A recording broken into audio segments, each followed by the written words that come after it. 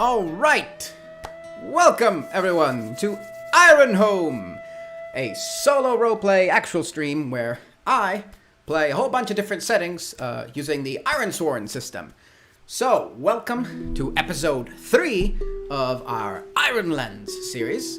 Today we'll be doing something a little bit different. We will be playing as Eos, the Necromancer. So I was thinking of switching it around between different characters related in the campaign. And the idea is this time we'll play as Eos. Next week, we'll be back to Abella. And maybe if we discover more interesting characters moving forward, we'll be switching around a bit. So that's the idea anyway. So we will be, like I said, going into Eos the Necromancer. So this might get a little bit dark. So content warning of light mentions of things like violence, torture, gore, but like light mentions of it. I won't be going into any detail of things like that. So, but if light mentions, of course, do bother you in any way whatsoever, feel free to just skip this episode and go straight to episode 4 with Abella. Or maybe I'll mark down where the parts are, but a little bit in the introduction will definitely have a little bit of that. But like I said, just light mentions of it. I will not be going into any kind of gory details or anything like that. So, with that out of the way, we will use our new music, powered by Sirenscape, Fantasy Player. So let's set the mood as we go straight back into Brockenhelm. The setting: it's night, it's snowing, it's windy. Yeah, I have I have Sirenscape. I could have wind effects, but I'm too lazy for that. So I'm just gonna go whoosh. So, Eos is standing outside a tent that Kendrick and his minions have set up outside the ruins to the north of Brockenhelm. The ruins in the mountains, the caves, and so forth, where they have found these ancient ritual places. So there's a large tent they've set up there. Eos is waiting outside next to another one of Kendrick's thugs. I think his name is Kendrick, and I've just started calling him Kendrick. So let's go with Kendrick now. We'll call him Ken. And so he's standing outside this tent, the torches fluttering in the night. And from inside the tent, you can hear screams. Because Kendrick is currently in the process of torturing someone. Eos is visibly, let's go into Eos. Let's go into what kind of person Eos is. Because Eos is a coward at heart. He is a coward, but I have my notes here somewhere. But he is also unbound by morals, because he's obviously willing to drain people's souls to experiment to obtain immortality. So this isn't a nice person, to say the least. He has pale skin, he's balding, he carries around his tome and magical ingredients and pouches and different things like that. And he possesses a bone necklace, just like the one Abella has. So, he's waiting there, mostly just awkward by the situation. No, just looking at the thug's just not doing much. Eventually, Kendrick steps out of the tent, and he is just, blood-stained, drenched. And he's got this very serious face, this very, very serious expression on his face. And he looks over at Eos, who he had called for, the other thug had brought forth, and he smiles. And he smiles such a reassuring smile. Even with the bloodstains. Eos, while Eos was listening to the torture, he started to make like a mental note. Is the effect of draining souls causing Kendrick to become more evil? Or is the prospect of immortality simply releasing the inhibitions that Kendrick has, and this person was already evil to start with? So that's the kind of thing Eos was kind of like thinking about while he was outside. And when he sees Kendrick's smile, that reassuring smile, like Eos is impressed by the natural charisma and charm this man has. Like, even in this situation, he feels like he has a solution to everything. And Eos realizes in that moment that no matter how many millions of years he lives to be, he will never be a leader like Kendrick is. He will never have that level of charisma that this man emanates. So that's what's going through Eos's mind right now. And I imagine Kendrick sees Eos, comes toward to him, and Kendrick has a sailor's physique, big, bulky, wiry, not wiry, but he's muscly, and he puts a hand on Eos's shoulder, and he's like, and he knows of the girl, and I think Eos will be like, no, we still don't know anything, but and Kendrick kind of like just shoos it away. He says, no matter. He says, I have a different request for you in mind. He says, kind of like patting him down, like just sizing him up, grabbing his shoulders. And he says, you said there was a way you could control the undead, right? And Eos kind of like, well, yes, there's a possibility. I would need to go deeper into the ruins, research, and see how I can go. And Chaos and Kendrick immediately is like, well, I need you to focus on that. I've sent some men to find the girl. The girl, I might add, that you said we should keep alive. I said we should get rid of her, but you said she might be useful. I asked you to keep an eye on her. And, the Discord link has expired. Thank you very much for that. I will update that Discord link. So, sorry for that. So he says... So Eos is like, oh, yes, I know it was a mistake, but it will not happen again. What can I do for you? And Kendrick says, find out how to control the undead. And build me an army. And he smiles. And Eos is like, yes. Yes, of course. And Kendrick just looks at him and says, good. And begins to kind of walk away. And at that moment, I think Eos will be like, but sorry, Kendrick. And Kendrick stops, turns around. Again, serious face, followed by half smile. Yes. Perhaps I could have some men to accompany me down into the ruins. We've encountered some things there before, and I don't know if it might be safe to go alone, and don't know. And if something were to happen to me, then obviously I couldn't continue with this, with everything, of course. And Kendrick just eyes him, and this is going to be a compel. So we are going to compel with heart, because we're trying to convince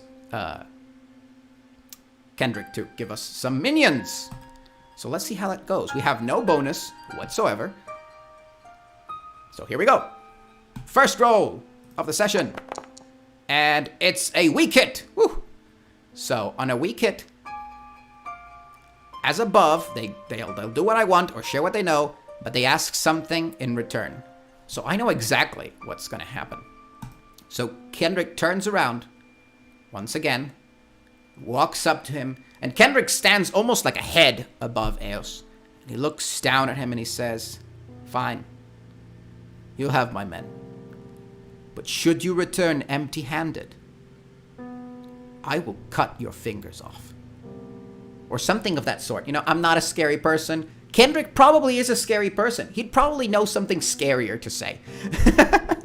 I'll cut your fingers off. Anyway, so he says something along those lines, and Eos is like, immediately you can see like a drip of not a drip of sweat because it's snowing and it's cold. Get in the setting, man.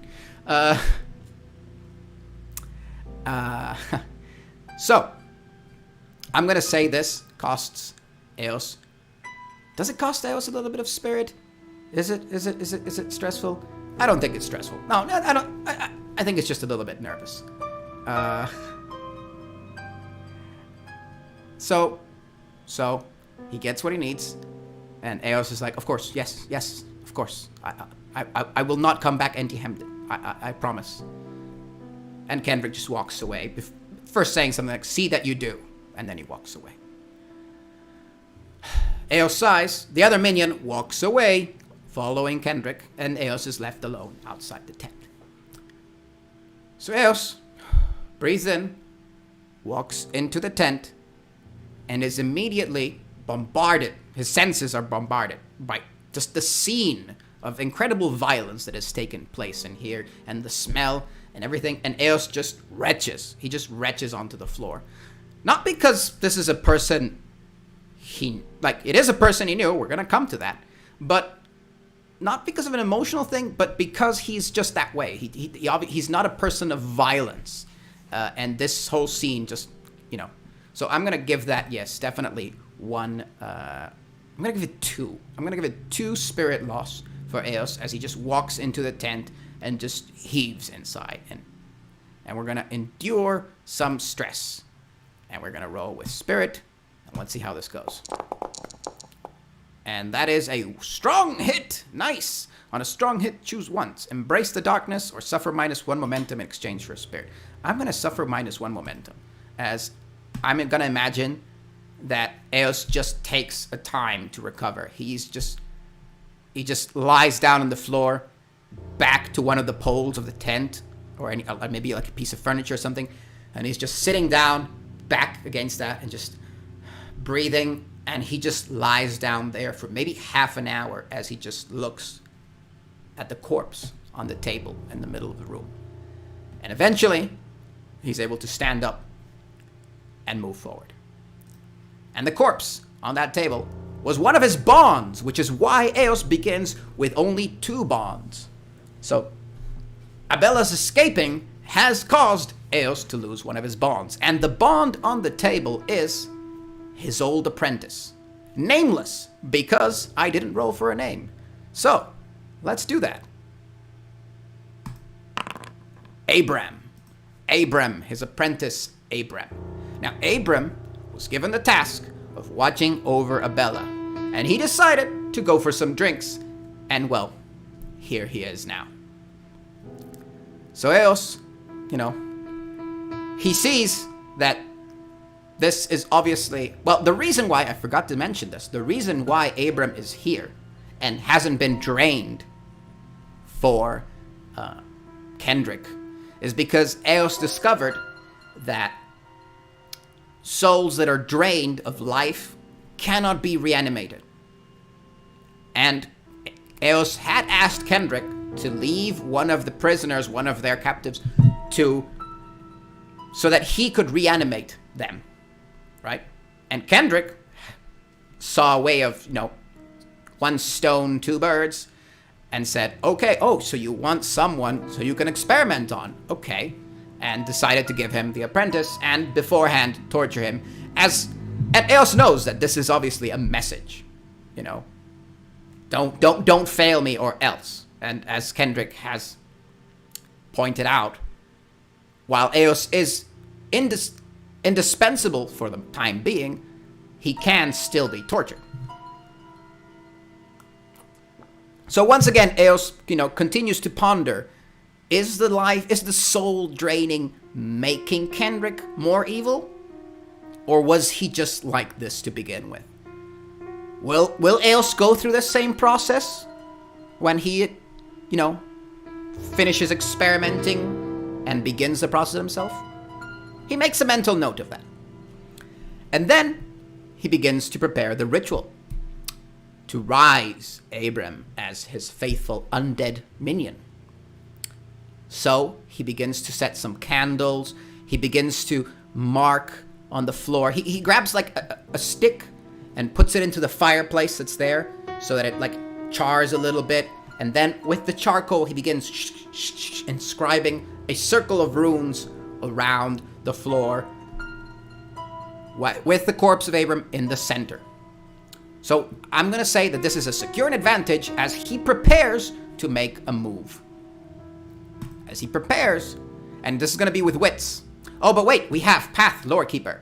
You are the bearer of a mystical archive. When you secure an advantage or gather information using lore recalled from your studies, add +1. Well, this is excellent. If you have a few hours to search the archive, which we do, add +2. Excellent. On a hit, envision the obscure but helpful knowledge you put to use. Ask the Oracle if unsure, and take +1 momentum. Okay, so I'm going to say that this is the first time that Eos revives a dead person. So I think this time I will allow it, but I don't think I'm going to allow this every single time we revive a dead person. Otherwise, So let's go with that. Let's say that he's looking through his tome. This tome he has is a collection of translated notes that he's been gathering from the delves into the ancient ruins. So it's his notes translated from ancient stuff. So we're going to roll with wits, and we're going to add a +2. Thanks to the fact that he spends several hours. It is now late night as he does this. And that is a strong hit! Yes! So, on a strong hit, not only the +1 momentum, because of this, and then we can make another move now and add +1. So, we have effectively leveraged and envision the obscure but helpful knowledge. Okay, let's envision the obscure but helpful knowledge. Let's see if we can envision something. Refuse corruption. Oh, I like that. So I'm thinking that Eos discovers while checking his notes and while doing this and while preparing that if he didn't do one particular very specific step, everything could have gone wrong and he could have gained a significant amount of corruption. What corruption means, it's still unclear. The notes aren't like super specific. But it could have cost his soul a lot, if not all. So he at that moment he realizes the forces that he does not fully understand that he is dealing with. And he respects that. And so he begins the ritual. He begins to utter ancient, forgotten words, barely pronounceable. Maybe he's been guessing. Maybe it's all very strange and weird. Only Eos knows. I don't. So, and his final words, he says, as he prepares his ritual, is he puts on the bone necklace he has. The runes made of bone around his neck begin to light up, bluish color. And as he utters his words. And at the end of the ritual, he says, in his language, he says, "As you served me in life, now you will serve me in death." And we are going to use our ritual of awakening. We are going to create a simulacrum. So we are going to roll hard with a +1 because of our secured advantage. And let's just hope this goes well. If not, this whole story is going to take a very different turn from what we expected. And that is, yes, a strong hit. On a strong hit, your creation is given unnatural life. If it aids you as you make a move to assault or overcome an obstacle through strength, add +2. It has 3 health and suffers harm as appropriate, but it's not a companion. It may not be healed. Okay, so Eos utters the words. He begins to channel his magic. The bone necklace begins to glow and slowly levitate. And Abram's eyes open up wide. They glow blue as he spasms off the table, begins to shake violently, as if his own spirit is fighting against something. And then, calm. Eos looks down at the table. "I command you to rise," he says. And Abram sits up and gets off the table. Eos has created his first undead. And I'm going to say that because of the studies in this experiment, this is the first step in obtaining immortality. So we mark progress on that quest. And that's where we're going to end that specific scene. But now we forgot to do one thing. We forgot to... Windows! No! No one saw that. That's where we go. So, now what we need to do is we need to swear the vow to Kendrick. We need to swear... Well, what we were trying to do was... We were trying to find... We had to build Kendrick an army. So we had to find a way to control the undead. That's what we go. Find a way to control the undead that plague... That plague the Ironlands. So not the ones we bring up, but the ones that are actually plaguing the Ironlands. Now, should we make this troublesome or should we make it formidable? Let's make it dangerous. Let's go with dangerous. So we need to find a way to do that.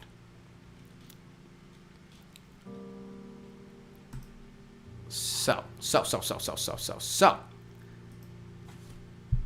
Let's go on to the next day directly. And we can put different little music there. So we're done with that.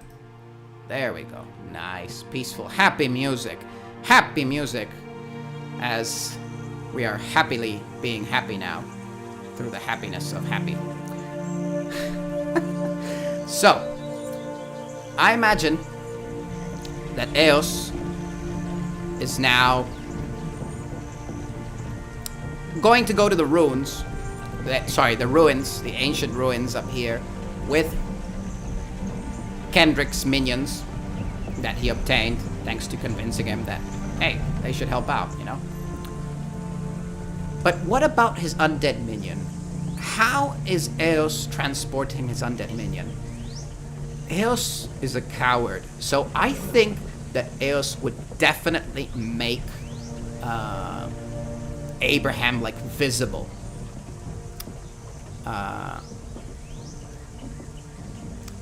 So I imagine he's given Abraham some armor, a weapon, perhaps strapped on a shield. Yeah, I imagine a shield and an axe and a helmet and some armor. And it's this just corpse that walks next to him. And even though Abram was kind of a, maybe not very strong fellow, he was a sorcerer's apprentice, No stereotypes, but maybe he was a big fellow. Who knows? Let's ask the Oracle. Let's make it 50-50. Was he a big fellow? 51, yes. He was a big fellow. There you go. Ha! Take that, stereotypes. So, Abraham was a big fellow indeed. And now he's a big undead fellow. So, definitely Eos is walking him as a bodyguard. And the other,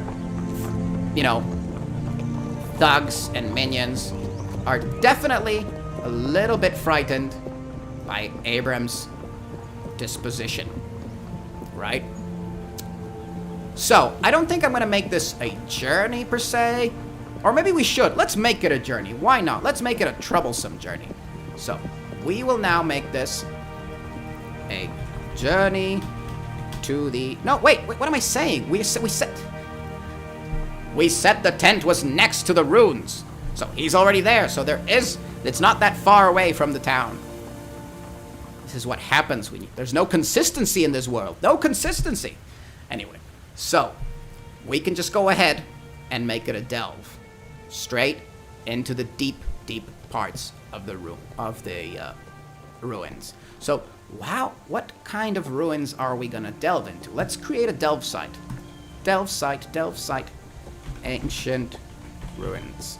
So, domain, I think there was a domain called ruins. So let's call it that. There we go. And as for theme, ancient. I think that's very that fits very well. So let's make this dangerous or troublesome. Dangerous. Let's go. So 50-50, 51 or greater, and it's dangerous. The dice have spoken. It's a troublesome delve. So, I need some. So, the next day, the minions appear, and yes, I imagine Eos presents Abraham as he... Here's a scene I imagine.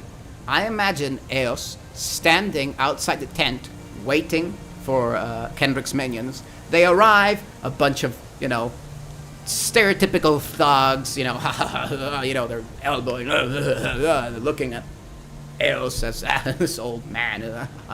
And then Eos says, "Are we ready to go?" He says it with like a commanding attitude, trying to be commanding because he's a coward at heart.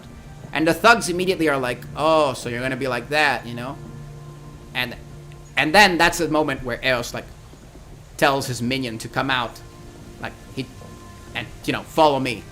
And the minion steps out of the tent, and all the thugs are looking at this undead large creature that follows him, and they are definitely frightened. So Eos is definitely... Well, that's a good question. Has Eos... How do they react? How do the thugs react? Are they cowed in fear? I'm gonna say it's 75, 26 or greater, and yes, 26 or greater, and yes, they are definitely scared of Eos and his undead minion now. So Eos manages to keep a hold on the thugs, so they will do more or less what he says.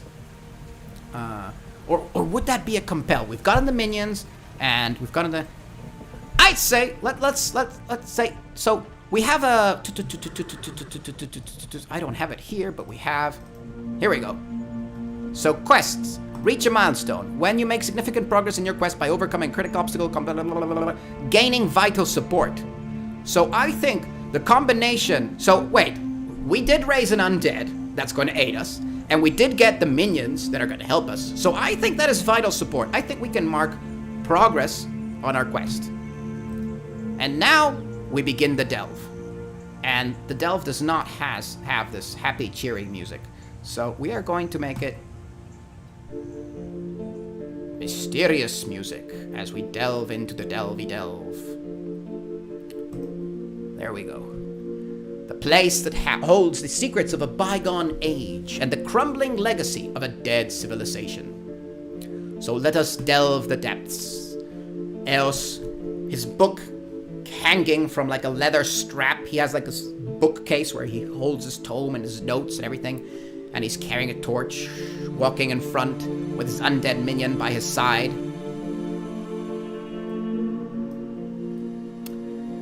So we will roll with observation, intuition, or expertise. So we're gonna roll with wits. Do I have anything that helps me? I do not have anything that helps me. So let's just go ahead and roll. So this is a +3. 9. Yes, it's a strong hit. Wait, no, what do you mean weak hit? +2. Wait, okay, that's weird, because it's a +3 actually, because I have wits of +3. But oh well, that's a strong hit. So on a strong hit, what happens on a strong hit? I think we mark progress and find an opportunity. Excellent. So let us mark progress on this thing. Bada bing, bada boom, bada bam. And we find an opportunity. What's the opportunity we find? 57. You locate a secure area. Okay. Okay, that's useful. Let's see what kind of feature. 93. Something unusual or unexpected. Okay. Let's see. Focus. Something unusual. Elevated attack in a secure area. Elevated attack in a secure area. Elevated attack. Okay, so I'm gonna ignore the attack part, or maybe not ignore it, but I will say that the elevated means that they're going down these ancient ruins, and they come across a large, tall hall, kind of like that scene in Lord of the Rings where they go into the mines of Moria and it's like really tall. Maybe not that tall, but it's elevated. And you can see signs of an attack. So this place had some people here, and there were signs of a battle here. There are maybe skeletons lying around here and there. Ancient weapons with strange designs. The pillars of the place burned or scratched, or some of them are even destroyed. entirely, or a piece of them is missing. So this is a secure area. So we could maybe actually make camp here. And I think that's what Eos is gonna say. Eos is gonna, he's looking around. You know, the thugs are maybe already wandering around. Maybe one of them is even like, hello, hello. You know, like try to see echo, and immediately Eos turns around, scowls at him, and says, be quiet, you fool. We do not know what dangers lurk here. And even though like the thugs are kind of like, we don't want to take orders from this guy, but you know, he's like, okay. They're still a little bit scared of him. And Eos is enjoying this. He's never been one to be in command. He's, you know, that typical coward that loves to be in control. And he's already giving orders, and he's enjoying it far too much. So he says, we'll make camp here, over there. Start a fire. You know, he's already yelling things and stuff. So we are going to just checking the time. We are going to make camp. And we're going to roll supply, which is +5. No bonus. Here we go. 5, 6. It's a weak hit. On a weak hit, choose 1. We are going to relax. I like that. And take +1 spirit. So we're going to recover our spirit to 5. The thugs are sitting around the campfire, throwing some jokes here and there, you know. And Eos, at one point, and he's reading his notes. At one point, Eos tells him to, you know, be quiet. I'm concentrating. You know. So he goes through his notes, making sure to check everything. And that relaxes him, you know. Eos is a man that likes to be in control. So he likes to prepare, and he likes to just generally feel like he has things in control. So studying will definitely recover his spirit. Now his Abram, his minion, keeps watch and is probably unnerving the other thugs as Abram is just standing there, gaping. He was recently killed, so he's not a skeleton. He's more of a zombie-ish kind of thing, and he's just standing there, gazing, and just staring into the nothingness, eyes glowing blue. And one of the thugs even is not only unnerved by that, but how calm Eos is around this creature. And I think Eos just is calm because, well, he's a horrible person without any morals or scruples, so, you know, and he feels in control of this creature. So I think that's what keeps him calm. So they spend the night there. The caves are very deep, very large, very long, so they have been traveling for a while as they go into it. And now we will delve the depths again the next day as they get up, finish the camp, and prepare to leave. So we rolled a weak hit, and a weak hit. Should we have anything happen at night? Let's see if something happens during the night, just to make sure. Hide the truth. Ooh, hide the truth. I know what happens. Eos doesn't know, but I know. I think Kendrick actually sent the thugs with an ulterior motive. They're not here to help Eos so much as to keep an eye on Eos. And, you know, like, keep him in line. If anything goes wrong, they have to, you know, be forceful with him. I don't know if Kendrick would want to kill Eos right away because he still needs him to drain the soul and everything, but I think Kendrick that's it. Kendrick doesn't trust Eos. He has seen how Eos eyes him, how Eos isn't very subtle about his experimentations and how his ulterior motives are to obtain immortality. So Kendrick is already aware of this. Oh, I like that. So Kendrick, not aware of it, but he is suspicious. So he sent his thugs to keep an eye on Eos, to make sure, to come back and report everything that Eos does. And Eos does not know this. That is why, hide the truth. All right, let's go on to the next day as we continue or the next moment as we continue to delve the depths. Once again, I guess I clicked Shadow last time. Let's try again. Roll with wits, +3. Here we go. That's a weak hit. Oh, it says +2 there again. Okay, so it might be have a foundry. The module might have a little error. I will tell Ben later about it. But yeah, that's still a weak hit. So on a weak hit, roll on the following table according to your stat. So let's roll. 23. Mark progress and reveal a danger. I like revealing dangers. Let us reveal a danger. A discovery undermines or complicates your quest. Okay, I like that. First, let's roll for feature. Where are we? Where are we chilling? 73. Broken statuary or fading murals. I like that a lot. And a discovery undermines or complicates your quest. Attack resource. Attack resource. Okay, I've got it. I've got it. So, we come across, like I said, broken statuary or fading murals that are very interesting to Eos. These murals could hold the key to certain discoveries of more magic or necromancy or other things like that. So Eos is studying them and looking at them and everything, when one of the thugs realizes that they left one of the backpacks behind. You know, they're like, hey, wait, where's this? Or where's that? Do you have the thing? Or what do you mean you left it? And already you can hear them arguing. So I'm going to say that this costs us 2 supply. And that's the attack resource. And a discovery undermines or complicates your quest. So we discovered that we left stuff behind. So our supply goes down to 3. As one of the backpacks has been lost. And this not only...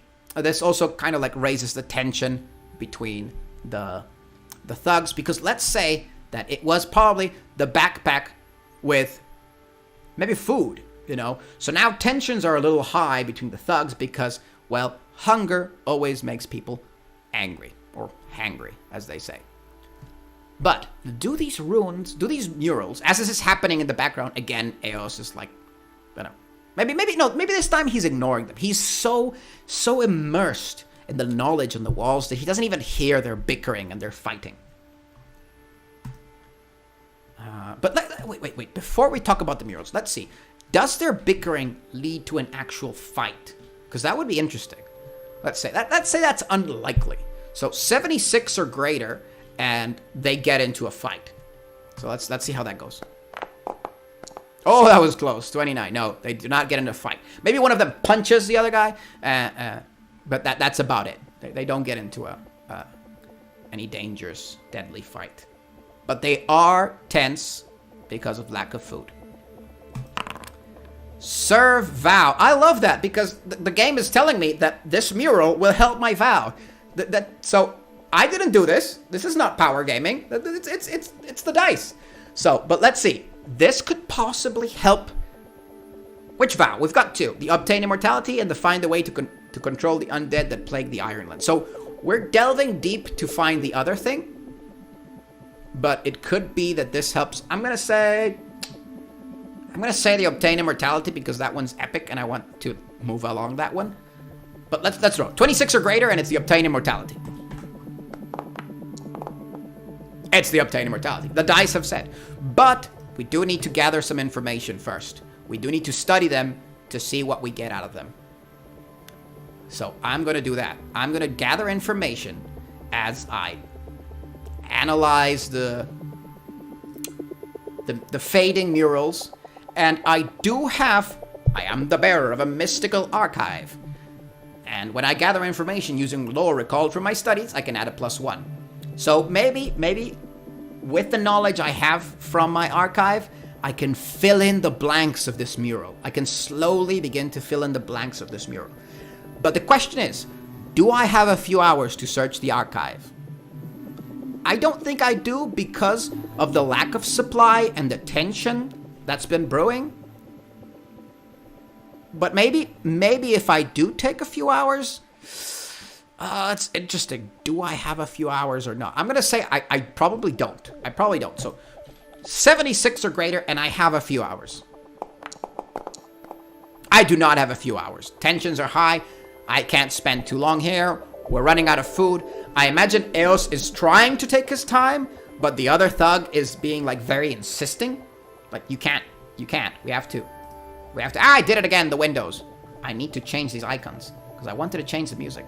So let's change it to investigation.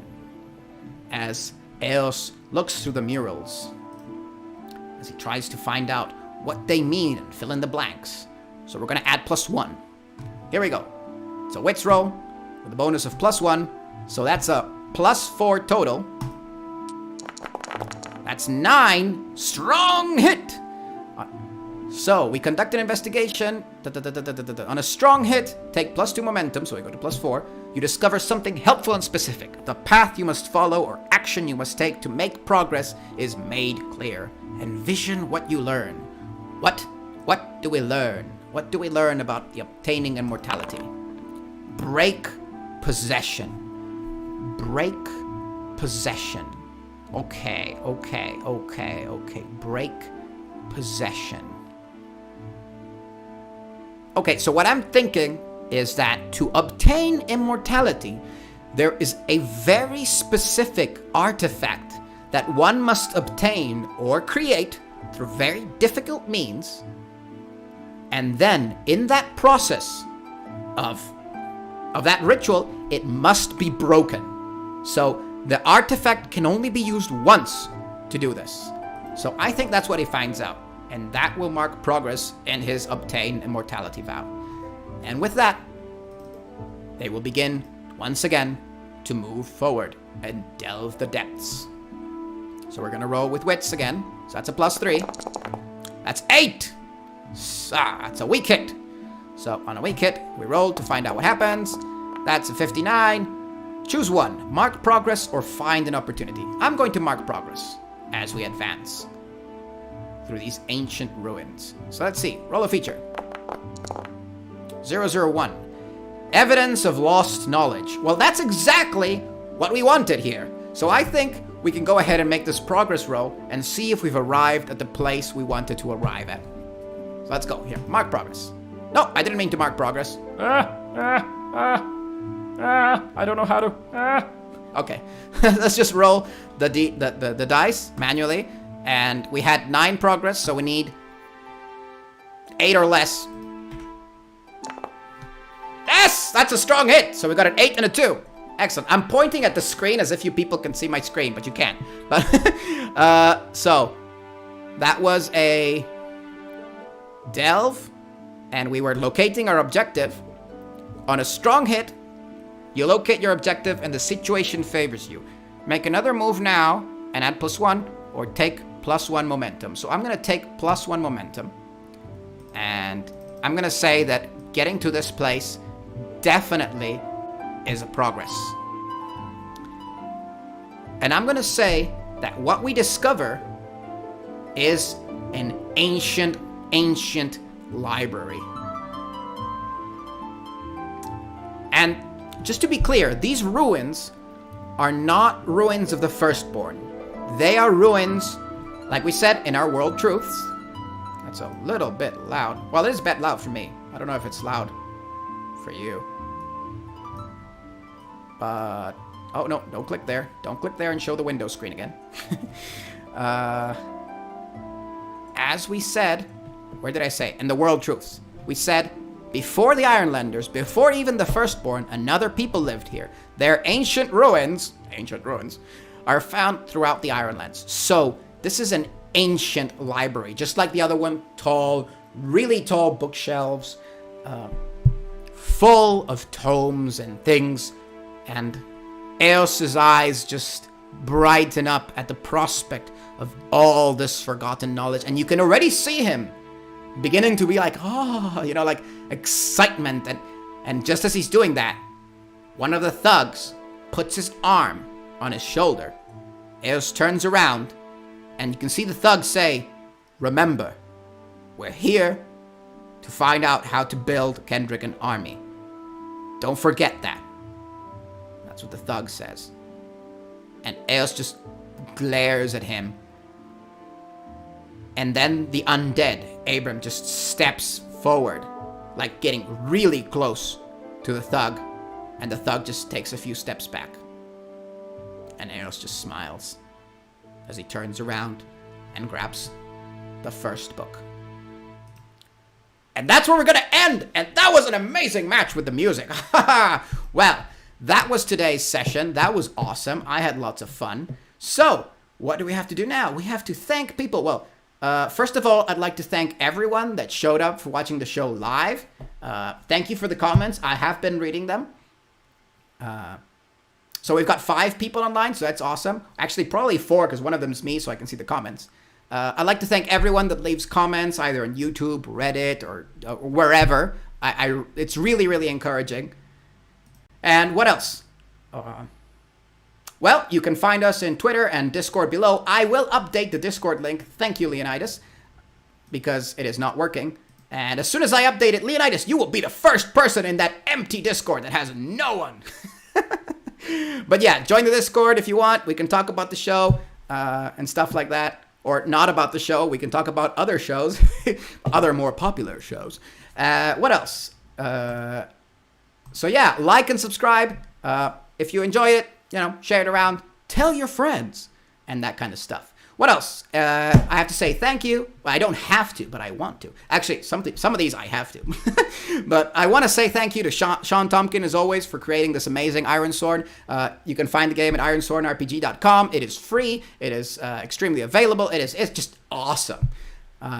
Mihael for the spectacular logo that will be here. I know he is listening. I promise you, this logo will be here soon. Just kidding. Matt from Three Skull Taverns for all his help setting up everything and recommending a whole bunch of stuff.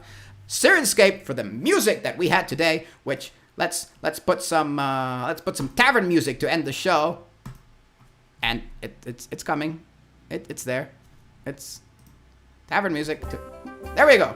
There we go. Okay. Sirenscape for the amazing... No. Thank you, Sirenscape. Amazing music. Tabletop audio for one of the tracks that I'm using. Ben Straub for the very useful Iron Sword module that you see here. The Foundry Iron Sword module. Ben Hooley for this beautiful, amazing map that we see right here. Isn't it beautiful? Look at it! And Hero Forge for some images that I have been using here and there. And that's about it. So... that's the show for this week. I will see you next week as we continue the adventure with Abella. So, thank you all for coming, and that's it. Bye-bye!